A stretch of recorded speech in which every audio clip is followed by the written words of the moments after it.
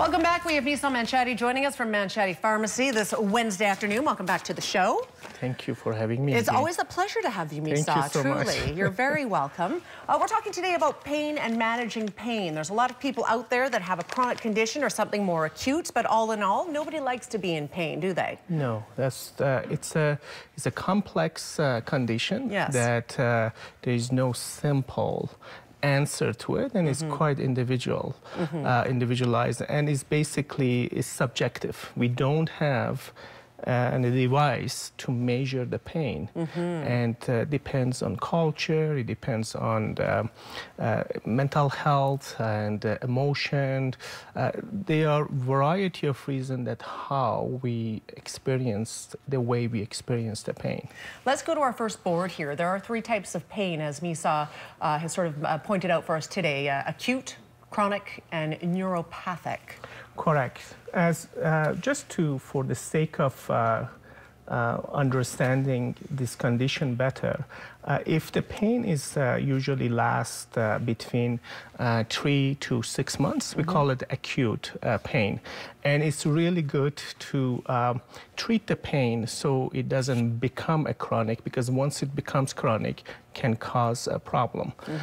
Then we have a chronic pain, as you see, and it lasts longer than 6 months. Okay. And what happens is sometimes can change the different pathways in the brain, and unfortunately chronic pain sometimes can cause depression, anxiety, and a sleep disorder.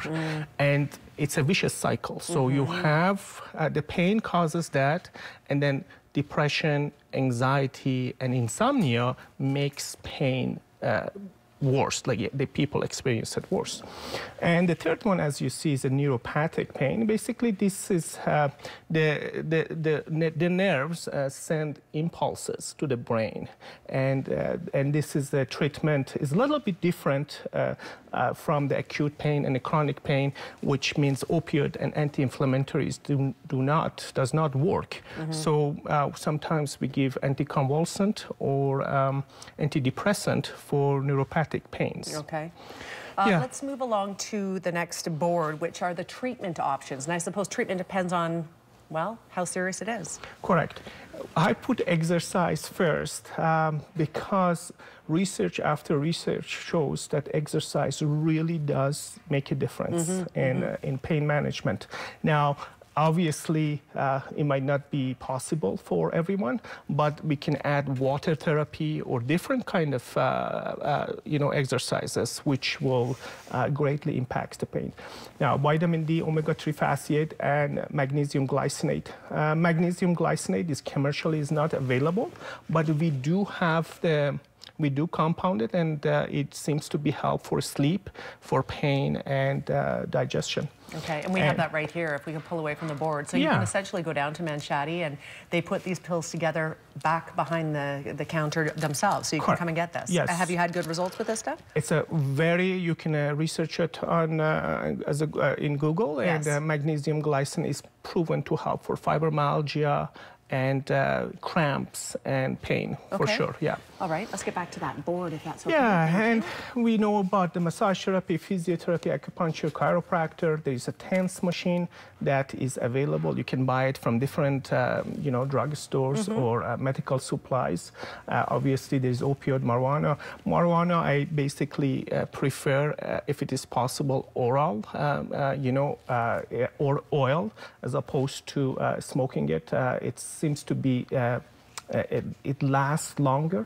There's also topical medications which can be compounded. I brought one in here, which basically this one here is the combination of a few different drugs, such as anti-inflammatory, magnesium, and as you see, magnesium, and what else we have there is lidocaine. So those three combinations can be mixed in the gel format, and we can use it topically.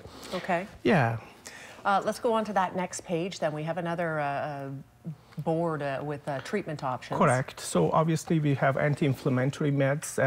I personally like to see most of the meds, if it is possible, apply it topically, works better. There's less side effect with the anti-inflammatory if we can apply it topically.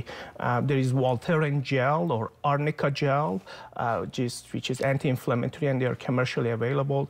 There's obviously medical braces that a person can use. Right, and that really helps because it makes the person feel more stable and secure. Say they've got a knee issue, for example. It keeps everything in line a little bit. Absolutely. For example, this one here is a hand brace and is for carpal tunnel, and it seems to be works very well, especially people they wear it at nighttime when they sleep, and it works. So there's obviously braces that may help. We have, as I mentioned, acetaminophen, which is also called Tylenol, anti-seizure, antidepressants. Those are used.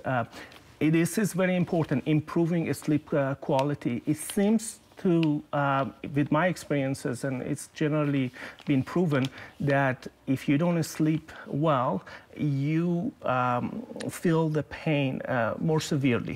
So it's nice to have a better sleep at night. Yes. Obviously, there is pain pumps available, and which they fill it up with lidocaine and surgeries, and they do also block the nerve endings, and that also helps. There's many other options available I'm sure. too. This is just the top. Yeah, I just mentioned a few of the things that is available that people can reach out and seek for help. Yes, well, very good ideas. The best thing to do if you're not sure where you are in the pain spectrum, you can come down and visit Misa. He can help you figure it out and figure out what the options are for some resolution.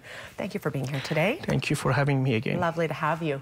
Information on the screen there at manshadipharmacy.com. 2 locations to serve you better in Kamloops. We're back after a quick break. Stay with us.